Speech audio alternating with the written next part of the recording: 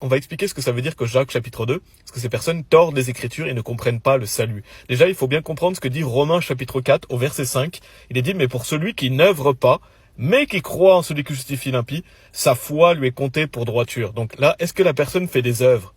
Non. Celui qui n'œuvre pas, mais qui croit, cette personne croit en Jésus-Christ, elle a placé sa confiance en Jésus-Christ, la Bible dit sa foi lui est comptée pour droiture ou pour justice. Donc cette personne est justifiée.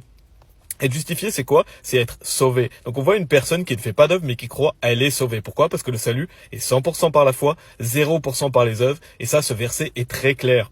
Et au verset 7, il est dit aussi, plutôt verset 6, pardon, alors même que David aussi décrit la félicité de l'homme en qui Dieu impute la droiture sans les œuvres. Donc on est justifié sans les œuvres. Comment Dieu pourrait être plus clair que cela? Il nous dit la droiture sans les œuvres. Donc tous les gens qui vous disent oui mais il faut aussi les œuvres, oui mais la foi sans les œuvres est morte, donc croire ne suffit pas, ces gens-là ne croient pas dans la Bible parce qu'on vient de voir dans Romains chapitre 4 que le salut est très clair, c'est par la foi sans les œuvres. Maintenant on va aller dans Jacques chapitre 2.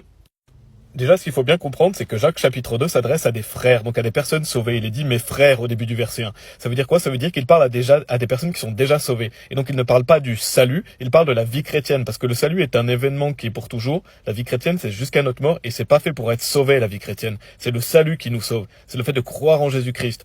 Et on voit donc au verset 17, il est dit « oui, certainement la foi, si elle ne montre aucune œuvre, est morte étant seule ». Et donc, beaucoup de gens utilisent cette notion de la foi sans les œuvres est morte pour dire qu'il faut faire des œuvres pour être sauvé. Mais c'est pas du tout ce qu'enseigne la Bible. Déjà, on vient de le voir dans Romains chapitre 4 que seule la foi sauve. Et donc, quand il est dit la foi sans les œuvres est morte, ça veut dire que si vous mettez pas en action votre foi, elle n'est pas profitable aux autres. Elle ne va pas être utile. Vous n'allez pas faire des œuvres qui sont utiles pour les autres. Mais est-ce que ça veut dire que vous n'êtes pas sauvé? Pas du tout. Parce qu'on voit, il est dit, si elle ne montre aucune œuvre, est morte étant seule. Donc, si elle est seule, c'est qu'elle existe. Donc si elle existe, ça veut dire que la foi sans les œuvres, ça existe. Et donc, la foi sans les œuvres, c'est ce qui nous sauve. Et après qu'on est sauvé, on met notre foi en action. Et donc, notre foi est vivante. Pourquoi? Pour être utile aux autres, pour glorifier Dieu. Mais ça, c'est pas pour être sauvé. Il faut bien différencier le salut et la vie chrétienne. C'est très clair. Et je ferai d'autres vidéos, notamment sur Jacques chapitre 2.